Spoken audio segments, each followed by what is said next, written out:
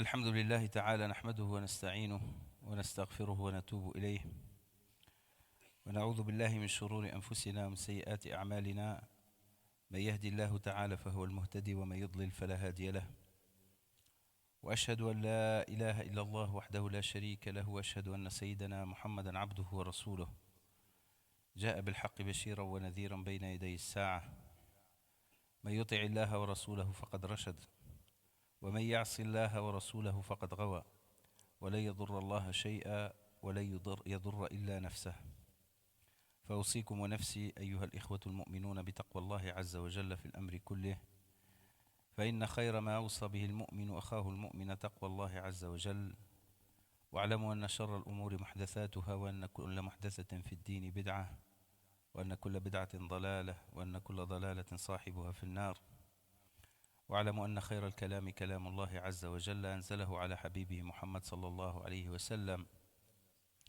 نور وهدى وشفاء لما في الصدور وأن خير الهدي هديه عليه الصلاة والسلام تركنا على المحجة البيضاء ليلها كنهارها لا يزيغ عنها إلا هالك فنسألك اللهم أن تلزمنا سنته وأن ترزقنا اتباعها ولزوم هديه صلى الله عليه وسلم إلى أن نلقاك وأنت راض عنا أما بعد أيها الإخوة المؤمنون فنحمد الله سبحانه وتعالى على نعمة الإيمان والإسلام ونسأله تعالى أن يتمها علينا وأن يختم لنا بخير لنا ولسائر إخواننا ويرحمنا وأن يرحمنا فوق الأرض وتحت الأرض ويوم العرض عليه.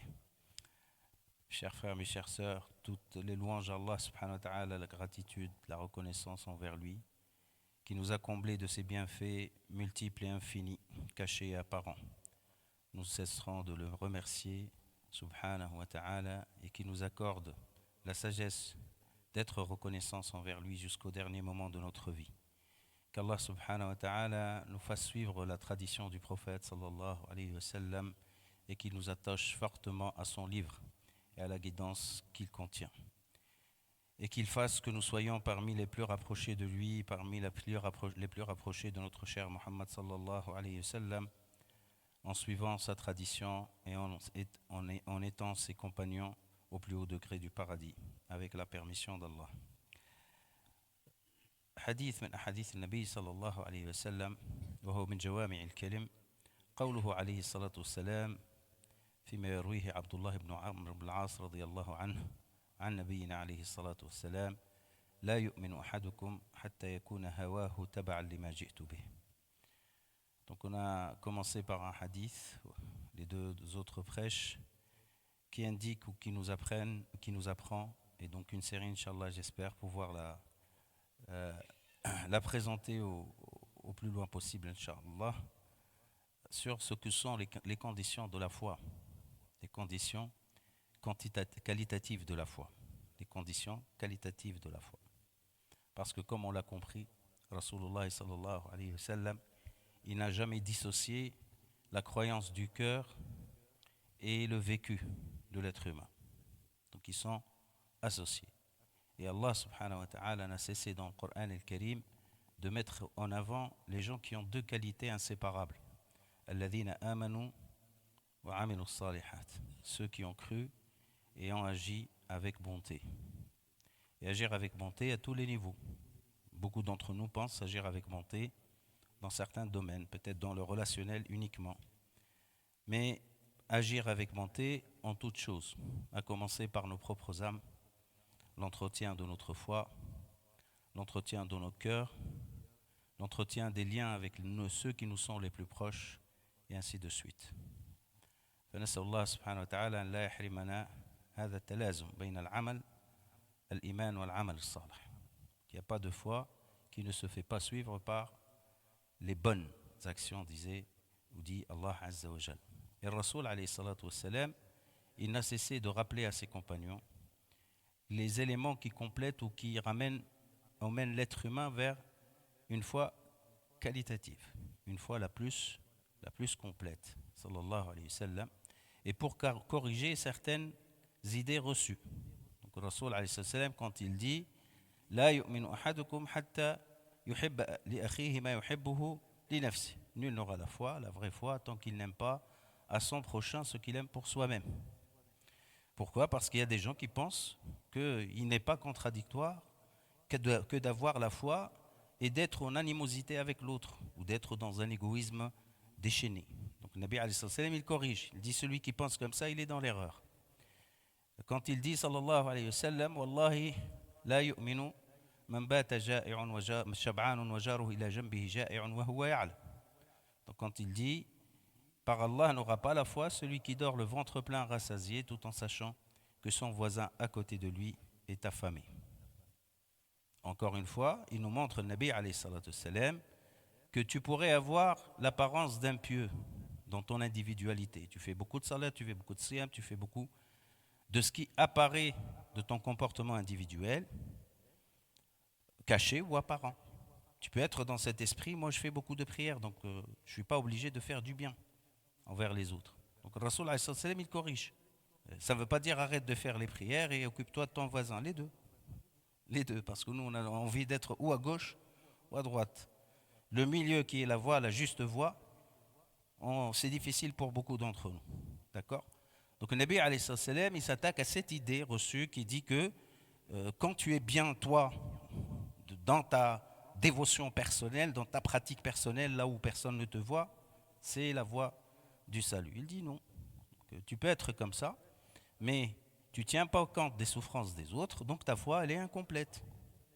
Donc le Rasoul alayhi salam, déjà, il corrigeait ce qui était présent dans les esprits de la meilleure des générations. Que dire de nous? Alors on a vraiment besoin de remettre de l'ordre,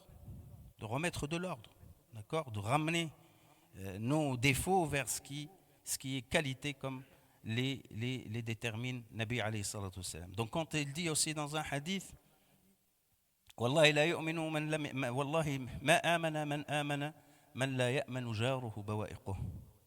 Il n'aura pas la foi celui dont les voisins ne sont pas épargnés contre ses nuisances. Toi tu te dis mais c'est quoi le rapport? Moi, je suis toujours à la mosquée. Et qu'est-ce que ça fait si je me gare mal?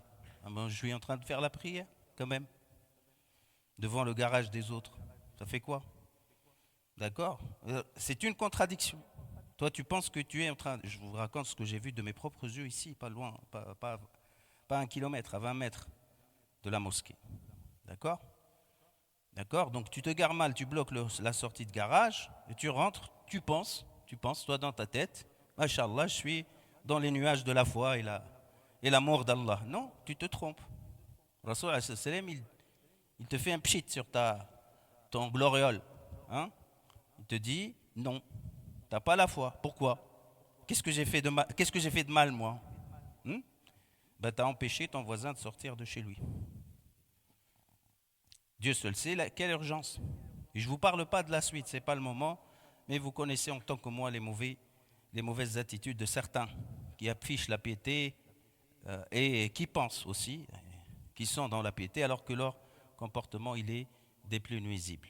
Donc, Rasoul alayhi salam, cette série de hadiths qui sont importants à explorer, à apprendre, donc ramène de la correction à ce que nous avons reçu. Parce que nous avons reçu des éducations diverses et variées. Il y a du bon, il y a du mauvais. Des fois, il y a plus de mauvais que du bon dans l'éducation. On a reçu l'islam avec comment dire, avec plein de choses avec. D'accord? Voilà. Donc, quand Nabi alayhi salam, c'est pour ça que j'attire votre attention sur ce type de hadith qu'il faut prendre vraiment au premier degré d'intérêt. D'accord? Donc il dit, sallallahu alayhi wa sallam, la yu'minu ahadukum hatta yakuna hawahu taba'an lima ji'tu bih. J'ai même envie de m'arrêter là et de faire dua et finir le khutbah parce que c'est tellement clair, mais des fois, on doit apporter des explications.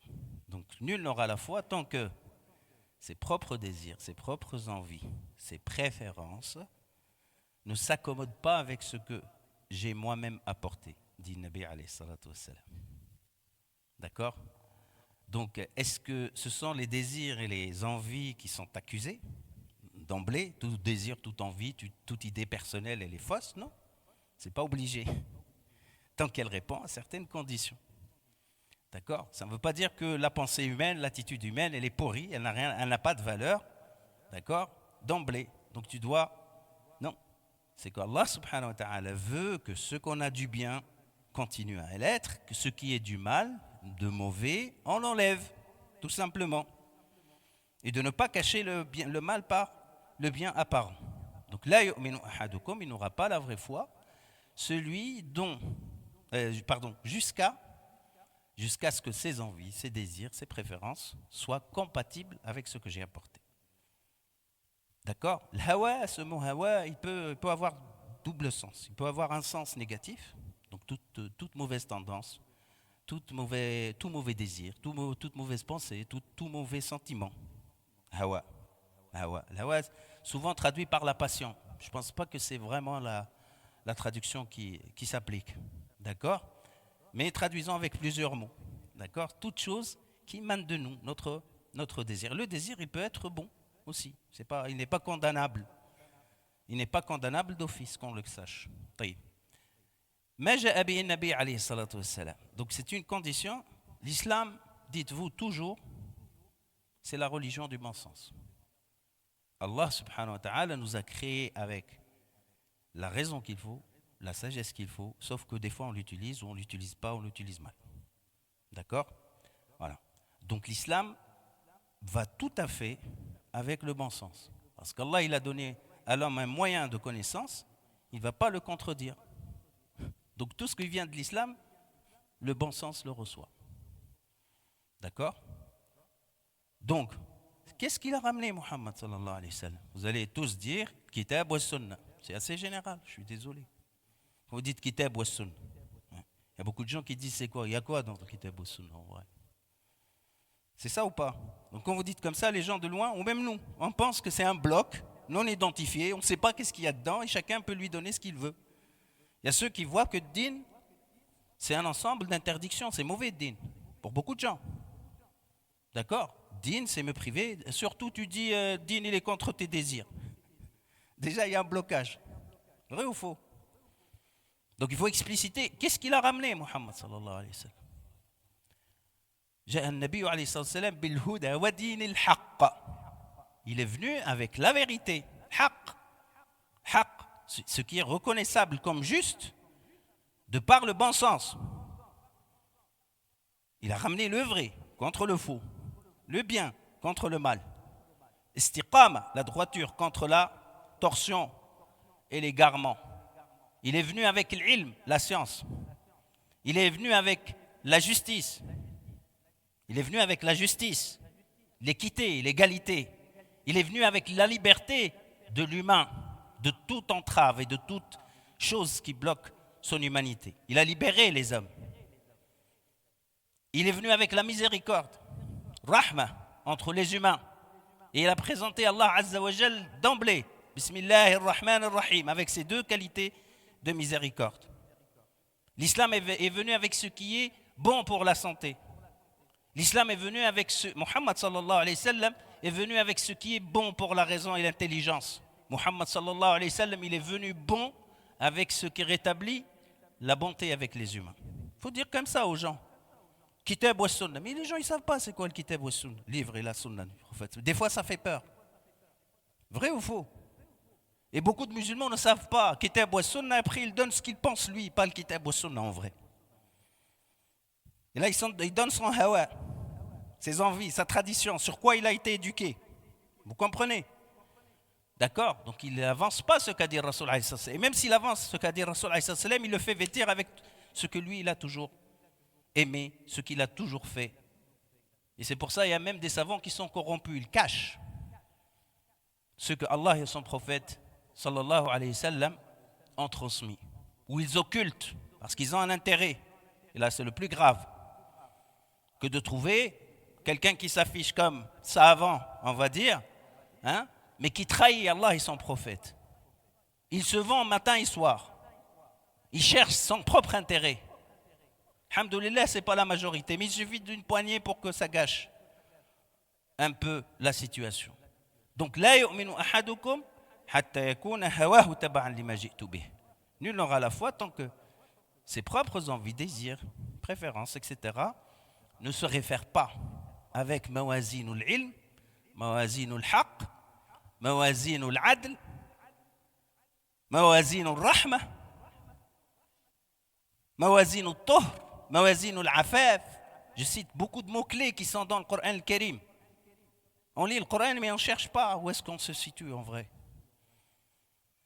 Mawazin al-Haya, la pudeur, la droiture, la justice, la science, le vrai et la vérité. C'est Mawazin l'Islam. On n'invente rien. Allah subhanahu wa ta'ala explique que dans son livre, il n'y a aucun mal qui est recommandé aux humains. Et il n'y a aucun bien qui est interdit aux humains. Beaucoup de gens ils te disent, moi je ne fais pas parce qu'Allah ne veut pas. Et toi tu veux? Qu'est-ce que Allah ne veut pas?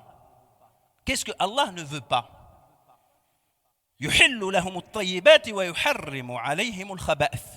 C'est comme ça que l'islam s'établit. Il interdit ce qui est nuisible et il autorise ce qui est bénéfique. Ça, c'est la règle. Maintenant, toi, tu ne fais pas parce que Dieu ne veut pas. Et toi, tu veux alors? Tu veux ce qui est nuisible. Tu n'es pas trop convaincu. Parce que tu manques de savoir, peut-être. Et c'est pour ça qu'on est perturbé. À chaque fois qu'il y a un choix à faire, on est perdu. On va à gauche ou à droite. On ne sait pas exactement. Parce que ta conviction, elle n'est pas vraiment bien solide. Tu n'as pas compris pourquoi Allah il a interdit des choses, pourquoi Allah il a mis en obligation des choses. Est-ce qu'Allah il a rendu la prière comme ça, obligatoire, pour nous faire perdre notre temps? Hein? Pourquoi alors? C'est dans notre intérêt. Sans la prière, tu perds beaucoup de choses. Elle est bien mesurée en termes de temps, en termes de quantité, en termes de harakat, de mouvement. Pourquoi? La prière, elle interdit à l'homme, elle empêche l'homme. Elle est un moyen par excellence qui empêche l'homme de tomber dans la turpitude et le mal. Sauf s'il est capable de faire une coalition diabolique entre le mal et salat. Là, c'est hypocrite, on l'a vu. On l'a vu, c'est quelqu'un d'hypocrite, celui qui réussit à le faire. Mais une vraie prière, elle impose à l'humain de s'éloigner de tout ce qui est mal. C'est quoi le mal? Chacun pense à le mal qui lui passe par la tête. Le mal, tout le mal. La triche, c'est du mal. Le mensonge, c'est du mal. La trahison, c'est du mal. Provoquer des dégâts aux autres, c'est du mal. Mauvais avec tes parents, c'est du mal. Mauvais avec ton épouse, c'est du mal. Irrespectueux envers les gens est du mal. Manquer de pudeur est du mal. Des fois, le mal, chacun il décide du mal qu'il pense, lui. Il n'y a rien qui est comme ça. Donc, mizanul haqq, va chercher. Tout ce qu'Allah a interdit, il provoque un mal quelconque. Que tu le saches, que l'humanité le sache. Aujourd'hui, qu'elle ne le sache pas, elle le saura plus tard. Prenez des exemples. On ne va pas évoquer des exemples là, tout de suite. C'est pour ça que le Nabi alayhi salam, il dit, la vraie foi, la vraie conviction, le vrai din. Encore une fois, ce ne sont pas les apparences. Encore une fois, ce n'est pas une parole relâchée qui n'a pas de sens. Encore une fois, ce n'est pas les polémiques qui s'éclatent ici et là pour nous entraîner dans la perdition. Voilà la foi. Et voilà ce qui n'est pas la foi. Donc, mizanul haqq, le vrai, mizanul ilm, l'islam est contre l'ignorance. Donc, tu dois agir selon la science. Premier verset dans l'islam, Iqra, bismi rabbika alladhi khalaq, khalaqa al-insana min alaq, Iqra wa rabbuka al-akramu alladhi allama bil qalam, allama al-insana ma lam ya'lam. C'est les 5 premiers articles, les premiers versets. T'es ignorant, t'es plus susceptible de tomber dans ce que le prophète a interdit de faire dans ce hadith. Tu es savant, tu es plus capable d'être compatible avec ce qu'a demandé le Nabi alayhi salatu wassalam. Parce que la science est une lumière. Allah l'a ordonné et il l'a demandé. Pourquoi? Pour nous fatiguer. Parce que sans quoi tu ne peux pas avancer dans cette vie. Mizanul ilm. Mizanul haqq. Parce qu'il y a le haqq, le batil aussi. Il y a la vérité, il y a la contre-vérité. Le musulman, il ne doit pas naviguer dans l'illusion et le mensonge. Le musulman, il ne doit pas suivre la manipulation. Il y a des gens qui font de la manipulation biberont, ils sont manipulés toute leur vie. Ils n'aiment pas réfléchir. Il ne cherche pas à connaître ce qui est vrai et ce qui est faux. Rasoul alayhi salam parle des moments difficiles qui peuvent arriver et rendre l'individu dans le dilemme. Mais le musulman, il n'est pas toujours dans le dilemme, le hayra. Le musulman, il connaît le khayt al-abid min al-khayt al-aswad. La ligne noire, le fil blanc du fil noir, il le saisit. Il n'est pas perdu, il n'est pas toujours paumé. Il ne sait pas par où il va. Parce qu'il a mizanul haqq. Il sait ce qui est vérité, ce qui n'est pas vérité. Et s'il ne sait pas, il se renseigne. Il prend son temps pour se renseigner. Il ne se laisse jamais manipuler par qui que ce soit, même parmi ceux qui lui sont les plus proches. C'est ainsi qu'est le musulman. ما جاء به محمد هو العدل صلى الله عليه وسلم. C'est la justice. La justice universelle pour tout le monde. لا فرق لعربي لا فضل لعربي على أعجمي إلا بتقوى الله, a dit Rasulullah sallallahu alayhi wa sallam. Ceux qui aiment souvent, ça c'est avec les musulmans, cette bonté, non, c'est avec tout le monde la bonté. Il n'y a pas de bonté à double, triple vitesse. La bonté, elle est générale. L'adl, la justice, elle est générale. Le prophète sallallahu alayhi wa sallam l'a appliqué, il l'a montré, Allah l'a dit dans le Coran al-Karim. ولا يجرمنكم شنآن قوم على ألا تعدلوا اعدلوا وأقرب للتقوى. Que les conflits, les différends, l'animosité envers des gens ne vous poussent pas à être injuste. En toute chose, dans la famille comme à l'extérieur, entre amis et avec les autres, et surtout avec les gens que tu n'aimes pas. Le verset parle de ça. Donc si te dit Allah Azza wa Jal, sois juste même avec ceux que tu n'aimes pas. Ça va de soi, avec le commun des mortels. Mizan al-adl. C'est pas parce que tu as une alliance, tu as un intérêt à jouer par-ci ou par-là, hein, tu changes de position. Selon ce qui est hiver ou été ou noir, soir ou matin. Non, le musulman ne fait pas du zigzag comme ça. Le musulman, il est comme ça. Nabi alayhi salam disait قُلِ الْحَقَّ وَلَوْ كَانَ مُرًّا. Dis la vérité même si elle est amère. قُلِ الْحَقَّ وَلَوْ كَانَ عَلَى نَفْسِكَ. Dis la vérité même si c'est contre ta propre personne. هكذا l'islam. لا يؤمن أحدكم, n'aura pas la foi. Tant que tu n'auras pas la foi, tant que tes désirs, tes envies, tes intérêts, je rajoute tout ce que vous voulez, ne soient pas compatibles. Ne prennent pas comme référence ce que Rasulullah sallallahu alayhi wa sallam a enseigné à l'humanité. C'est comme ça. Mizanur rahma, la compassion et la miséricorde. Nabi alayhi salam, un jour, il était assis dans une assemblée. Un père a vu ses deux enfants arriver, un garçon et une fille. Ils sont courus tous les deux vers lui. Le garçon a sauté en premier sur son père, il l'a pris, il l'a embrassé, il l'a mis sur son genou. La fille, elle est arrivée un peu en retard, il l'a embrassé, il l'a mis à côté. Ça peut n'attirer l'attention de personne. Hein? Rasul alayhi salam, il lui a dit ma'adalt, devant ses enfants. Parce que c'est comme ça qu'on apprend. C'est comme ça qu'on apprend. Et comme ça qu'on éduque les générations. Ma'adalt. Tu étais injuste. Ça veut dire qu'il fallait aussi qu'il mette sa fille sur son genou gauche. Pourquoi il la met à côté? Pourquoi il la met à côté? Il l'a mise à côté. هذا النبي عليه الصلاة والسلام. وأمر بالعدل حتى, il a ordonné d'être juste envers ses enfants, même sur les câlins, sur les bisous, sur les cadeaux, n'en parlons pas. Rasul alayhi salam, l'un de ses grands compagnons est venu le voir et lui a dit ah, Rasulallah, je veux te prendre témoin pour un don que je ferai à mon fils. Un tel. Et il a dit as-tu donné pareil aux autres? Tu as d'autres enfants? Il a dit oui. As-tu donné pareil aux autres? Il a dit non. Il a dit je ne peux pas être témoin, un faux témoin, un témoin d'injustice. Rétablis la justice entre tes enfants et après tu viendras me parler. A dit Rasoul alayhi salatu wassalam. La yu'minu ahadukum hatta yakuna hawahu taba'an lima ji'tu bih.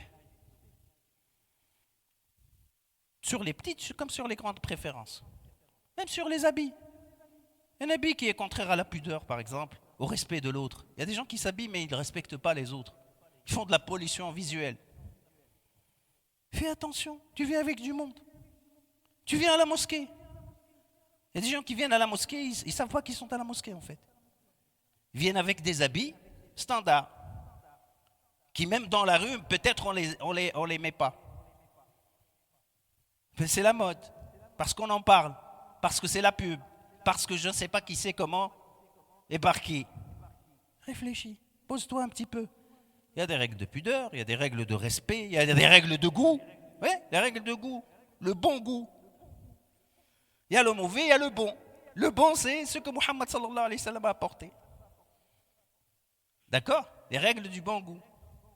Ne fais pas ça, ne fais pas ça. Hein? Et la voix pudique, et l'attitude pudique, et le regard pudique. Par respect de toi-même et par rapport aux autres.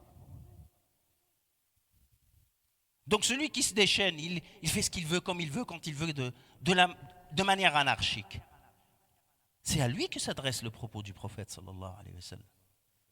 Celui qui n'a pas de mesure, celui qui n'a pas de référence, celui qui n'a pas de mizan, une balance pour mesurer et peser les choses. هذا معنى حديث النبي. Il est facile. Hein? لا يؤمن أحدكم حتى يكون هواه تبعا لما جئت به. السلام عليكم. Nul n'aura la foi tant qu'il n'adapte pas ses désirs, ses intérêts, etc., aux règles que j'ai apportées. Les règles, toutes les règles, faites attention. Parce qu'il y a beaucoup d'entre nous, il a dit haram. Donc ça, c'est une règle, c'est haram. Donc c'est une règle.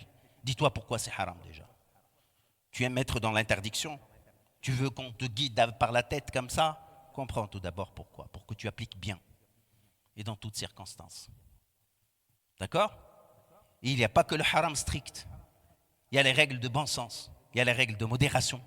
Il y a les règles du bon goût que le prophète sallallahu alayhi wa sallam a ordonné. Des fois, le Nabi alayhi wa sallam, il dit ne fais pas. Il dit pas ne fais pas.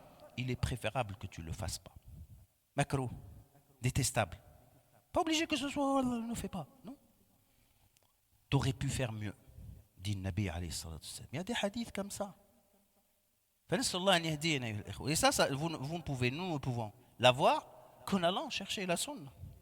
Pas en restant à attendre Cheikh un tel ou un tel pour nous faire une khutbah toutes les semaines et encore on vient pressé et lui il prend beaucoup de temps. Donc déjà à la moitié de la khutbah on a la tête dans le travail ou dans le truc, on n'est plus présent. Hein? Ni des dérousses auxquelles personne n'assiste, très peu de gens assistent. D'accord? Donc il faut se donner les moyens pour connaître sunna aussi. فنسأل الله أن يعلمنا سنة الحبيب المصطفى وليهدينا إلى فهمها والعمل بها إن شاء الله وأن يوفقنا لذلك بفضله وعونه.